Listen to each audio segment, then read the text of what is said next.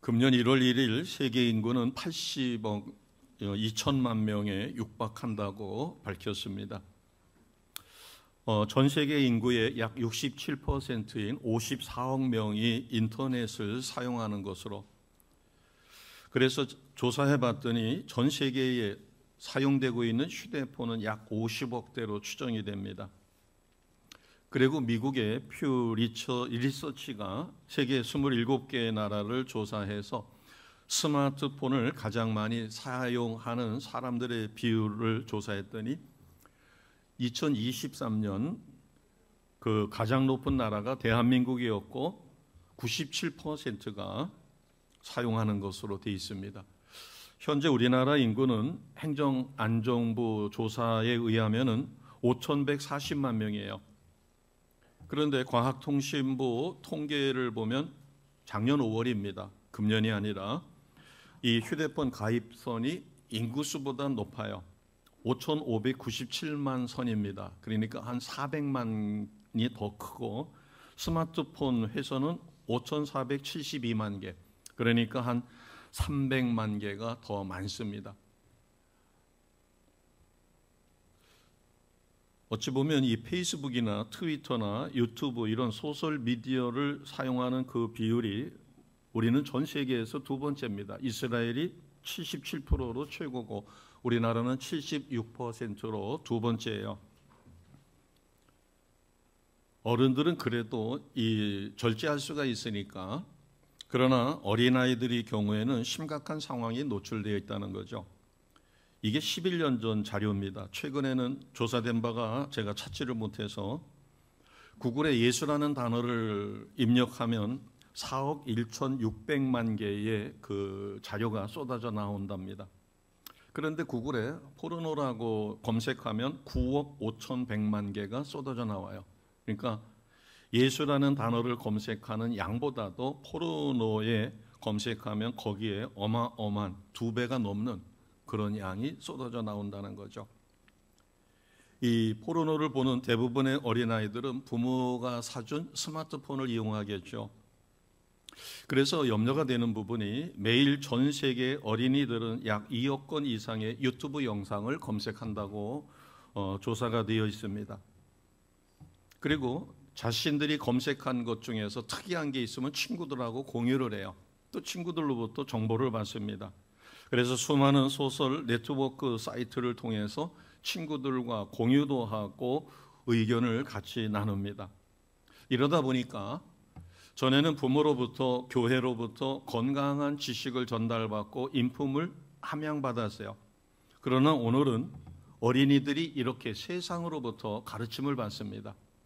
부모에게 받는 것이 아니라 스마트폰으로다가 검색을 해서, 그래서 부모에게 물어도 부모가 속 시원하게 대답해 주지 못하는데 어떤 검색창에다가 집어넣기만 하면 선생님보다도 더 자세하게 쏟아져 나오니까, 그래서 어린이들이 세상의 가르침을 따르고 있다는 거죠. 바나그룹의 조사에 의하면 크리스천 아이들이 성경적인 가치관이 점점 급속도로 떨어지고 있다는 거예요. 세상 어느 곳에서도 크리스찬을 위한 그러한 것이 준비되어 있지 않습니다. 또 아이들은 흥미가 없으니까 목사님들 설교라든가 신앙적으로 좋은 동영상 이것보다도 흥미 위주로 가다 보니까 성경적인 가치관으로부터 멀어지고 있죠. 이 세상은 참 급속하게 변화되고 있어요. 그래서 젊은 세대라 할지라도 나이 차가 좀 나면 서로 소통이 잘 안 되는 거 우리가 이미 알고 있습니다. 성경에 보면 여호수아가 가나안 땅을 정복하고 12지파에게 땅을 다 나눠주고 그들이 살아갑니다. 여호수아가 죽고 그 다음 세대가 계속해서 이어지다 보니까 사사기를 보게 되면 그들이 타락하고 하나님을 떠나 하나님이 징벌하면 다시 또 곤경에 빠지고 부르짖으면 사사를 보내서 다시 회복하고 이렇게 반복되는 일들이 벌어집니다. 우리가 이미 알고 있는 것처럼 하나님 중심의 신앙생활이 그것을 경험했던 부모 세대가 사라지면서 신앙교육이 전수가 되어지지만 점점 약해지죠. 하나님 중심보다는 자기 중심으로 더 안락하고 편안한 삶을 추구하다 보니까 하나님 중심의 신앙은 어느새 인본주의 사상으로 바꿔집니다. 오늘은 어린이 주일이에요. 다음 주는 어버이 주일입니다. 우리가 하나님으로부터 은혜를 받아야 될 것이 다음 세대가 얼마나 소중한가. 그래서 다음 세대의 변혁의 주체는 부모인데, 그러면 어디서 이것이 이루어지는가? 가정에서 이루어지죠. 이 가정이 하나님의 방법으로 회복되어야만 건강한 자녀 양육이 이루어지고, 건강한 자녀들이 양육되어야 이 사회도 건강해질 수가 있습니다. 자, 1절 말씀 우리가 다시 한번 같이 하겠습니다. 1절입니다. 그때의 제자들이 예수께 나와 이르되 천국에서는 누가 크니까. 아멘. 여기 그때라고 했는데 그때는 그 앞에 22절, 23절이 설명하고 있습니다. 자, 그러면 17장 22절, 23절 바로 앞에 있으니까 우리가 두 절을 같이 읽겠습니다. 시작. 갈릴리에 모일 때 예수께서 제자들에게 이르시되 인자가 장차 사람들의 손에 넘겨져 죽임을 당하고 제3일에 살아나리라 하시니 제자들이 매우 근심하더라. 아멘. 그래서 이제 천국에 대한 관심을 갖게 된 것 같아요. 그래서 1절에 보니까 예수님에게 진지하게 물었어요. 천국에서는 누가 큰 자입니까? 여기서 크다라고 하는 것을 영어 성경을 보게 되면 더 greatest입니다. 최상급으로 되어 있어요. 여기 great라고 하는 것은 위대한 인물 이런 뜻이에요. 그러니까 더 greatest라고 하는 것은 아주 위대한 인물. 그러니까 천국에서 아주 위대한 인물은 누구입니까? 라고 물은 것이에요. 오늘날 우리 인류의 역사도 이렇게 큰 자, 영향력이 큰 자, 세상에 많은 영향력을 미칠 수 있고, 그러기 위해서는 높은 지위와 많은 재력이 필요하겠죠. 또 인품도 쌓아야 되겠죠. 그래서 제자들이 이것을 통틀어서 더 그레이티스트, 가장 위대한 인물이 되려면 어떻게 해야 합니까? 그러자 예수님께서 가르쳐 주신 것이 몇 가지가 있는데 첫 번째가 3절입니다. 자, 3절 우리가 같이 합니다. 마태복음 18장 3절이에요. 이르시되 진실로 너희에게 이르노니 너희가 돌이켜 어린아이들과 같이 되지 아니하면 결단코 천국에 들어가지 못하리라. 아멘. 천국에 들어가지 못한다. 어떻게 하면? 어린아이와 같이 되지 않으면. 그러면 어린아이와 같이 되기 위해서는 어떻게 해야 되느냐? 돌이키라는 거예요.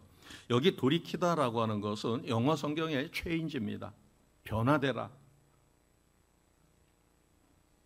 이것은 바꿔 이야기하면 변화된다라고 하는 것은, 돌이킨다라고 하는 것은 우리가 하나님을 떠났을 때 회개하고 하나님 앞으로 돌아가는 것도 여기에서 체인지로 이야기가 되죠.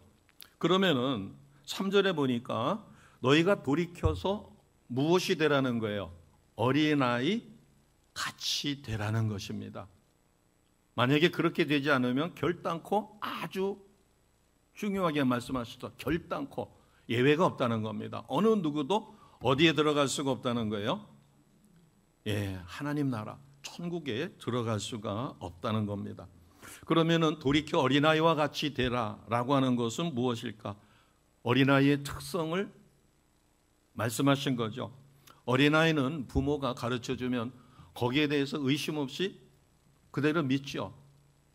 물론 이제 부모가 자녀에게 거짓이라든가 이런 것이 없이 항상 신실하게 대해 줄 때 아이들은 100% 그냥 다 믿습니다. 그러니까 단순함, 그 다음에 부모를 철저히 믿는 거. 근데 이게 어디서 이루어져요? 그래서 부모가 자녀와의 관계에서 허투른 소리를 해서는 안 됩니다. 그 상황을 모면하기 위해서 거짓으로 이야기를 해주고 뭘 사주겠다고 달겠으면 잊지 말고 반드시 사줘야 돼요. 그래서 우리 부모가 한 얘기는 반드시 이루어진다. 이것이 가정생활 속에서 철저하게 이루어져야 돼요. 부모가 자녀한테 공수표를 남발했어요. 그러면 자녀들이 생각할 때 에이, 뭐 이루어져야 이루어지는 거고 사줘야 사주는 거지. 아이들이 가장 상처받는 것 중에 하나가, 아이가 이번 주말에 야구 공 서로 주고받자고 해요. 우리나라 부모들하고는 그런 게 적지만 서양의 아이들은 이 야구공을 부모와 주고받는 것을 너무 좋아해요. 그래서 부모가 그렇게 하겠다고 해놓고 바빠가지고 잊어버리면 그게 이제 점점 부모에 대한 불신으로. 그런데 놀라운 사실은 이렇게 부모에 대한 불신이 이루어지다 보면 하나님 말씀도 신뢰하지를 못하는 거예요. 왜? 가정의 축소판, 그러니까 천국의 축소판이 가정이고 하나님과 나와의 관계가 누구의 관계로부터 이게 전수가 돼요? 부모님과 나와의 관계에서 전수가 이루어집니다. 그래서 내가 좋은 아버지, 내가 좋은 어머니와 좋은 관계를 가지고 있으면 하나님 아버지는 좋으신 분이야 그러면 마땅히 당연히 그래요. 왜? 내가 봤었을 때 내 육신의 부모도 너무나 좋은 분이었어요. 그렇기 때문에 아무런 의심 없이 하나님 아버지 그러면은 좋으신 분으로 그냥 스며들어요. 그런데 아버지가 술만 먹고 오면 온 집안이 난립니다. 공포의 분위기예요. 그러면 좋으신 하나님 그것이 아니라 무서운 하나님, 아버지의 잘못된 깨진 부모상이 자녀에게는 하나님 앞에 잘못된 깨진 부모의 상으로 비춰진다는 거예요. 그래서 3절은 뭐라고 말씀하셨는가 하면 결단코 어린아이와 같이 돌아서지 아니하면, 변화되지 아니하면 천국에 들어갈 자가 없다는 거예요. 어린아이들은 부모님한테 품에 안겨있는 어린아이들은 걱정하지 않아요. 미래의 삶에 대해서 고민하지 않습니다. 왜? 젖 먹고 싶을 때 젖 먹고 부모가 필요한 거 다 해주잖아요. 철들어서 자의식이 아주 강해지기 전까지는. 그렇기 때문에 어린아이와 같은 관계를 회복하는 거, 이게 어디서 배워질까? 그게 부모를 통해서 가정에서 이루어져요. 그래서 우리가 다음 세대를 세우기 위해서는 나의 가정이 건강하게 회복이 돼야 되고 부모가 건강한 모습을 갖추어 줘야 합니다. 자, 두 번째로 주신 교훈이 4절에 있어요. 4절 같이 갑니다. 그러므로 누구든지 이 어린아이와 같이 자기를 낮추는 사람이 천국에서 큰 자다. 아멘. 여기 자기를 낮춘다는 것은 무슨 말일까요? 자, 이 성경 구절에 나를 낮춘다는 것이 무슨 뜻일까? 예수님이 아주 본을 보여주셨어요. 이거는 유명한 구절이죠. 빌립보서 2장 6절에서 9절 말씀입니다. 같이 하겠습니다. 빌립보서 2장 6절에서 9절이에요. 같이 합니다. 그는 근본 하나님의 본체시나 하나님과 동등됨을 취할 것으로 여기지 아니하시고 오히려 자기를 비워 종의 형체를 가지사 사람들과 같이 되셨고 사람의 모양으로 나타나사 자기를 낮추시고 죽기까지 복종하셨으니 곧 십자가에 죽으심이라.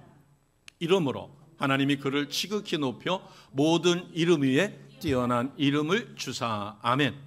가장 본이 되는 모습, 자기를 낮춘다라고 하는 것은 먼저 하나님을 온전히 인격적으로 만나는 거예요. 하나님을 인격적으로 만나면 내 존재가 대단한 존재인 것 같고 교회에서 내가 하는 일이 어마어마한 것 같은데 어느 날 진실로 주님을 만나고 나면 진짜 아브라함의 고백처럼 나는 티끌만도 못하구나. 진실로 깨닫게 됩니다. 내가 크고 위대한 존재가 아니라 나는 티끌만도 못한데 놀라운 사실은 내가 주의 손에 붙들리면 능력자로 위대한 자로 쓰임받는다는 사실이에요. 나는 티끌만도 못한 미미한 존재인데 하나님이 그런 나를 붙들어 위대하게 쓰신다. 그래서 예수님은 하나님 자신이셨어요. 그러나 죽으실 수 없는 하나님이 죽기 위하여 우리를 대속하기 위하여 죄악에서 구원하기 위하여 사람의 몸을 빌어 이 땅에 오셨고 하나님과의 약속을 완벽하게 십자가에 이루어 우리를 구원해 놓으셨습니다. 그래서 하나님은 예수의 이름으로 선포하는 것마다 어떤 세력도 대적할 수 없는 가장 위대한 이름으로, 그러니까 우리가 천국에서 큰 자, 가장 위대한 인물이 되기 위해서는 오늘 자기를 낮추는 자가 되라는 두 번째 말씀 우리가 철저히 기억해야 합니다. 자기를 낮춘다라고 하는 것은 무엇일까요?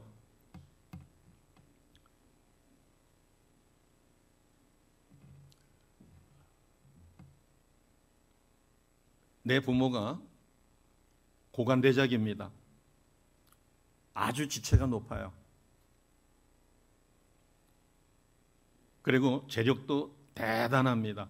그러다 보니까 우리 부모 앞에 오는 모든 사람들은 전부 다 낮은 자들이에요. 그래서 와서 머리를 조아리고 도움을 청하고 그렇게 해서 부모는 위에 승자로 위엄을 갖고 그들에게 베풀어요.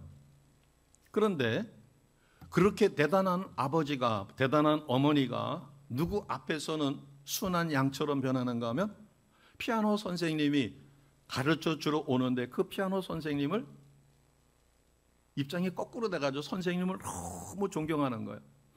위압적인 자세로다가 다스리고 베풀고 이렇게 하던 부모가 아니라 선생님을 너무너무 존경하는 거예요.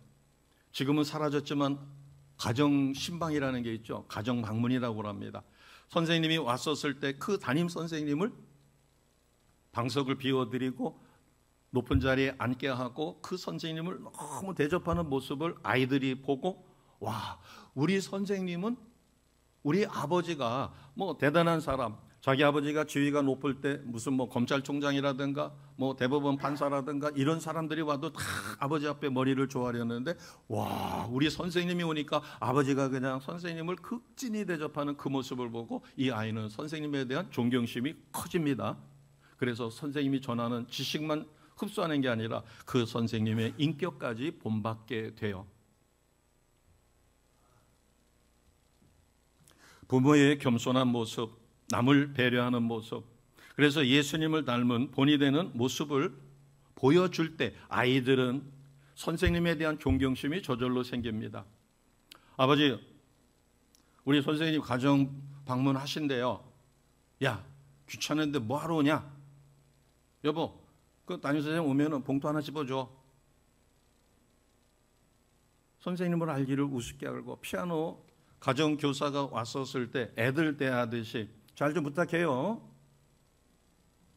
그러면 그 선생님에 대한 존경심이 사라져요. 그 아이의 교육을 누가 망치는가 하면 부모의 교만함이 망쳐놓습니다.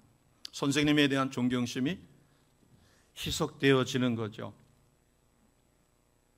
자, 베드로전서 2장 2절 말씀을 보겠습니다. 베드로전서 2장 2절.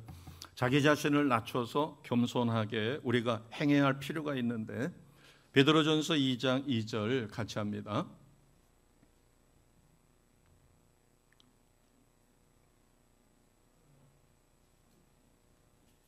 예, 같이 하겠습니다. 갓난 아기들 같이 순전하고 신령한 젖을 사모하라. 이는 그로 말미암아 너희로 구원에 이르도록 자라게 하려 함이라. 어린 갓난아기입니다. 갓난아기는 본능적으로 부모의 젖을 먹고 클 수밖에 없죠. 자, 우리가 어떻게 이렇게 겸손한 모습으로 주님 닮은 모습으로 갈 수 있을까? 갓난아기가 젖을 사모하듯이 우리는 하나님의 말씀을 사모하며 우리의 삶의 궁극적인 목적은 예수님을 닮아가는 겁니다. 예수님의 온전한 인격을 본받는 삶. 그래서 예수님처럼 생각하고 예수님처럼 보고 예수님처럼 듣고 예수님처럼 느끼고 예수님처럼 행동하여 하나님을 기쁘시게 하는 삶 속에 우리는 삶의 열매로 하나님께 영광을 돌리는 것이에요. 그러기 위해서는 갓난아기가 엄마의 젖을 사모하듯이 우리가 하나님의 말씀과 기도의 삶을 통하여 성령의 인도하심 속에 나 자신을 낮출 수 있는 겸손함을 갖춰 가야 합니다. 세 번째 교훈은 5절에 있습니다. 5절 같이 갑니다.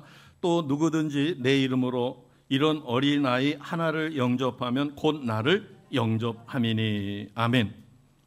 여기에 어린아이라고 하는 것은 보잘것없는 영향력이 미미한 사람을 이야기합니다. 그런데 영향력이 없거나 보잘것없는 사람을 소중하게 여길 수 있는 마음을 가지라는 거죠. 이것이 내 이름으로, 예수의 이름으로 이런 어린아이 하나를 영접하면 누구를 영접하는 것과 같아요? 예수님을 영접하는 것과 같다. 자, 시편 8편 2절입니다. 시편 8편 2절 우리가 같이 하겠습니다. 같이 합니다.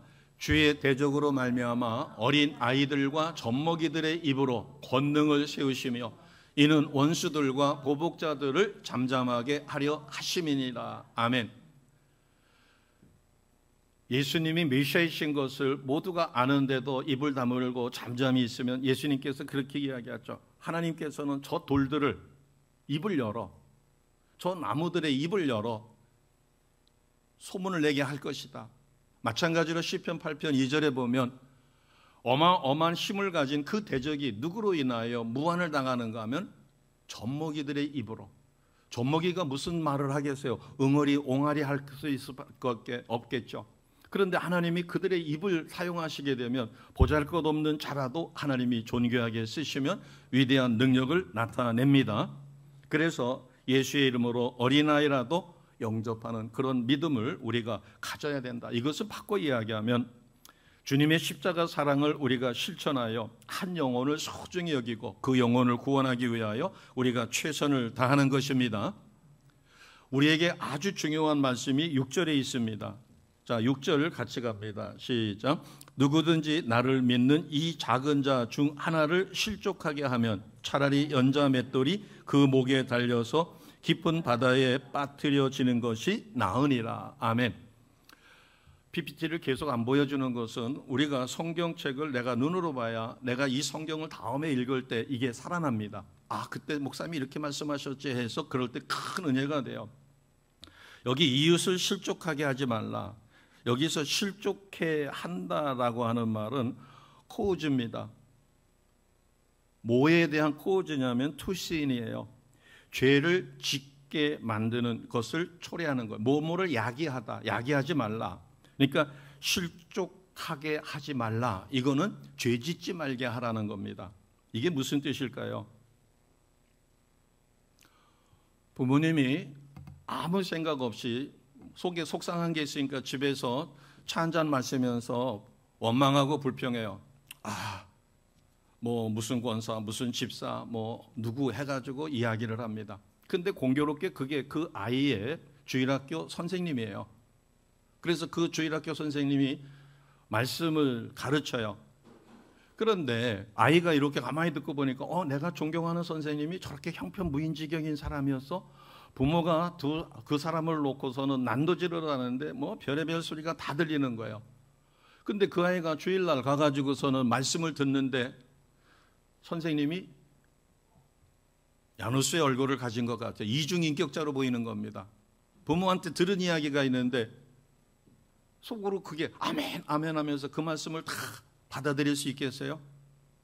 그것은 아닙니다. 결국 부모가 생각 없이 식탁에 앉아가지고 차 한잔 마시면서 둘이 주거니 받거니 해가지고 교회에 어떤 사람을 난도질을 했는데 원망하고 불평을 했는데 그게 그 아이에게는 비수를 꽂은 것처럼, 그래서 그 아이는 그 선생님한테 이제 말씀의 은혜를 못 받습니다. 속으로 뭐라고 그러겠어요? 너나 잘하세요라고 하겠죠.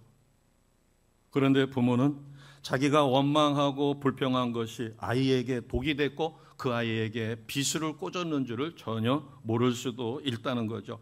실족하게 한다는 게 뭘까요?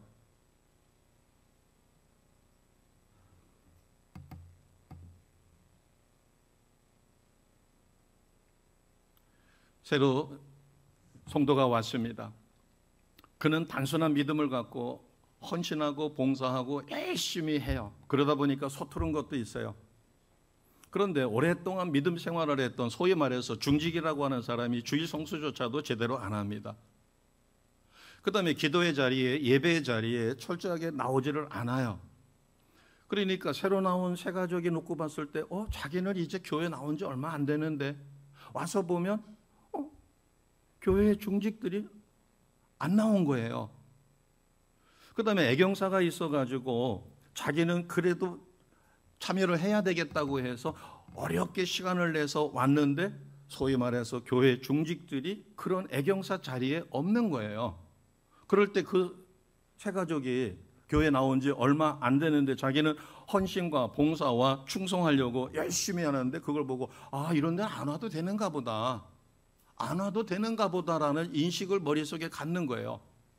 아직 누구를 원망하거나 비판하거나 이러지는 못하겠죠. 안 와도 되는 건데 내가 괜히 왔나? 그래서 옆 사람한테 묻는 거예요. 혹시 제가 안 와도 되는데 괜히 온 거 아니에요? 이렇게 물었다면 그 사람이 벌써 신앙의 열을 식게 만든 거죠. 어느 누가 특정 인물이 아니더라도. 그래서 우리가 만약에 제가 담임 목사인데 제가 주일을 갔다가 잊어버리고 낚시하러 갔다가 주일인지도 모르고서는 예배를 못 인도했어요. 심각한 문제겠죠.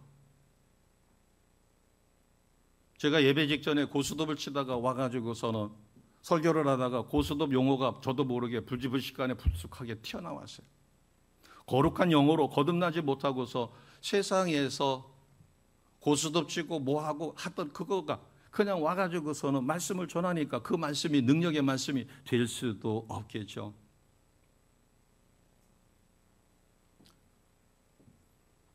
이웃을 실족하게 하지 말라. 여기서의 이웃은 내 자녀일 수도 있고 교회 공동체에 연약한 믿음을 갖거나 아니면 열심히 하는 사람의 그 열심을 오히려 쉽게 만들어 줄 수도 있는 것이에요.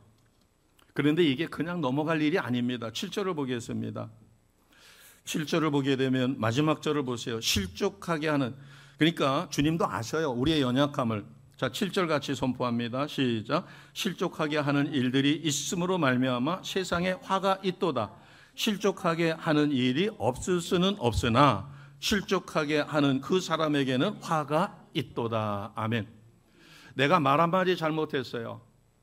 저도 오랜 믿음의 경험을 갖고 있다 보니까 교회에서 한국병원에서 목발 짚고 오신 분이 예배가 끝나고 나자 목발을 벗어던지고서는 걸어갔어요. 휠체어를 타고 왔던 분이 휠체어를 벗어던지고 나갔어요. 저는 이 소문이 금방 퍼질 줄 알았어요.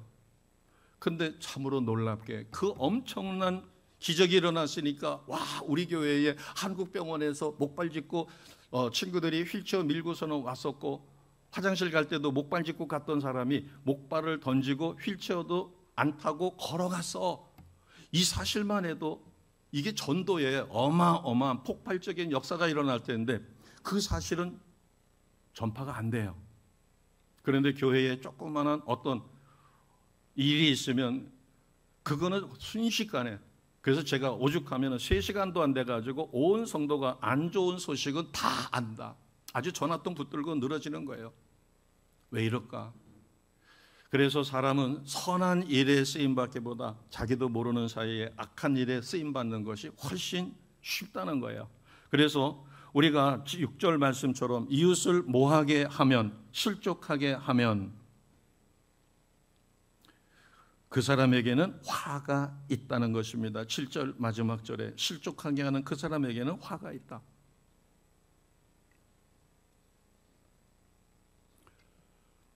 나이가 들어서 예수님을 믿는 그 비율보다 어린 시절에 주일학교를 나갔다가 중간에 쉬었다 하더라도 그 아이가 나중에 커서 어른이 되어 믿음 생활을 안 하더라도 어린 시절에 주일학교 다녔던 경험이 있었을 때 그는 회심하기가 훨씬 쉽다고 이야기합니다. 그래서 우리가 젖먹이가 젖을 사모하듯이 사모하는 그와 같은 것이 중요하지요. 자, 10절을 보겠습니다. 10절을 보게 되면 작은 자 중 하나도 없인 여기지 말라.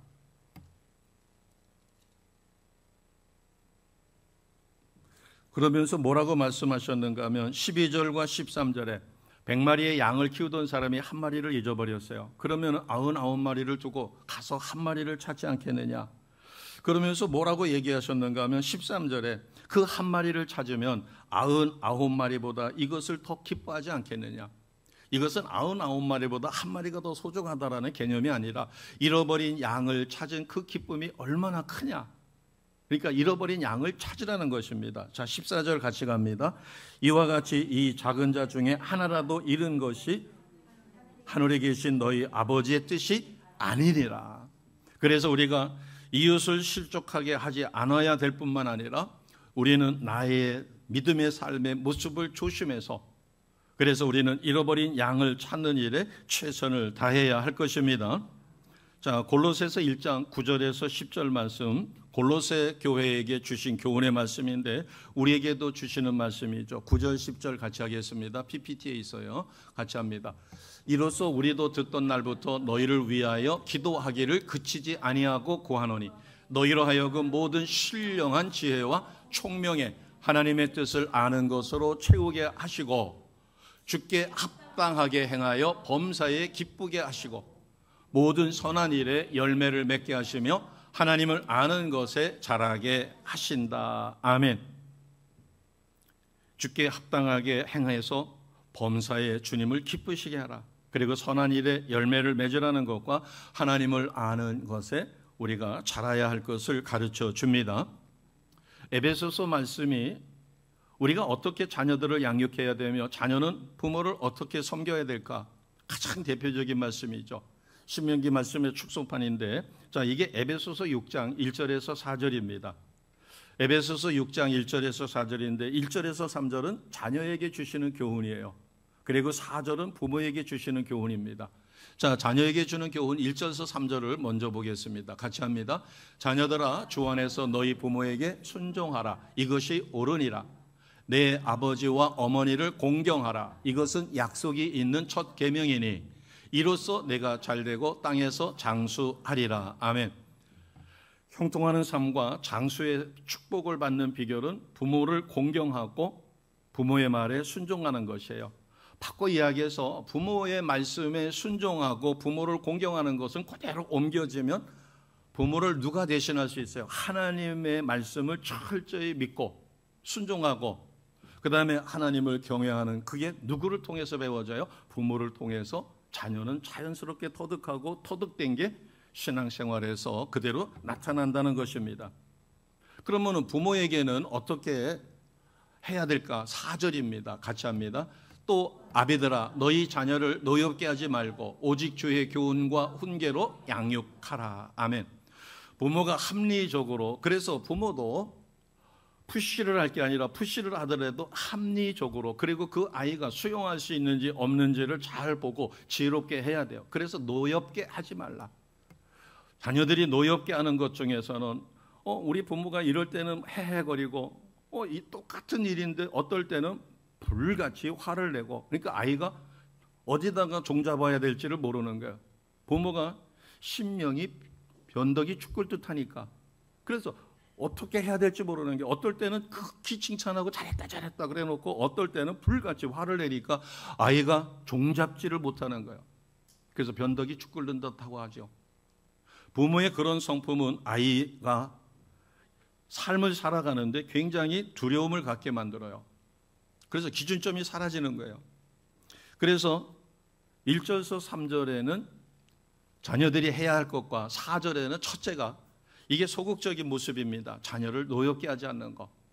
그래서 내가 자녀에게 잔소리 할 때도 아이가 잔소리라고 받아들일 것 같으면 아예 안 하는 것이 지혜롭습니다. 차라리 그 문제를 하나님 앞에 가지고 가서 하나님, 이것은 이렇고 저거는 저렇습니다라고 하나님 앞에 기도하는 게 100번 낫죠. 자, 그 다음에 그러면 이제 소극적으로는 자녀를 노엽게 하지 않아야 되고, 그러면 적극적인 방법은 뭐가 있을까요? 양육하는 거예요. 어떻게 양육해요? 같은 말입니다. 주의 교훈과 훈계로. 주의 교훈과 훈계는 우리가 잘 알고 있는 하나님의 말씀이겠죠. 하나님의 말씀으로 자녀를 양육하라. 그러나 내가 전하는 말씀이 아이가 받아들이질 않는다면 그러면 할 수 없죠. 어떻게 해야 돼요? 그래서 내가 하나님 말씀을 부여잡고 내가 기도하여 내가 성령의 충만한 능력자가 되시는 겁니다. 부모가 영권을 갖게 되면 부모의 영권으로 인하여 그 아이를 둘러쌌던 악한 영들이 사라지고 부모의 말씀이 그 아이의 심령을 변화시켜요. 그래서 부모가 먼저 성령 충만한 사람이 되셔야 합니다. 그냥 가르친다고 해서 되어지지를 않죠. 균형 있는 교육입니다. 소극적으로는 자녀를 노엽게 하지 않기 위해서 부모가 자기를 갈고 닦아 덕을 세워가며 주의 교훈과 훈계로 양육할 때 다음 세대는 아름답게 세워질 것입니다. 오늘 본문 말씀을 통하여 부모된 우리와 자녀된 우리에게 하나님은 우리를 맨 처음 돌이켜 어린아이와 같이 되라, 바꿔 이야기해서 하나님 중심의 삶으로 너의 흐트러진 삶을 회복하라. 그리고 너를 낮추라는 거죠. 나의 부족함을 깨닫고 전적으로 하나님을 의지하라. 그리고 나보다 남을 높게 여기는 예수님의 성품을 우리는 닮아가는 것입니다. 그리고 내가 보기에 저 사람은 대단해, 지위도 높고 배운 것도 많아, 그렇기 때문에 존경하는 게 아니라 어린아이를 업수히 여길 수 있는 것처럼 내가 봐도 저 사람은 구걸하기에 딱 알맞는 모습이지만 그러나 하나님이 그 심령을 사랑하신다는 것을 생각하고, 그래서 젖먹이의 입을 통하여 대적자들을 부끄럽게 하시는 하나님이신 것을 깨닫고 우리는 그 영혼까지도, 보잘것없는 영향력이 미비한 사람까지도 우리는 소중하게 여기는 것이 필요하며, 본이 되지 못하는 신앙생활을 통하여 이웃을 실족해 하지 않고 잃은 양을 찾는 일에 최선을 다하며 다음 세대를 세워가는 일에 에베소 6장 1절에서 4절 말씀처럼 우리가 최선을 다하는 믿음의 삶을 살아지시기를 주 예수의 이름으로 축복합니다. 아멘. 기도하겠습니다.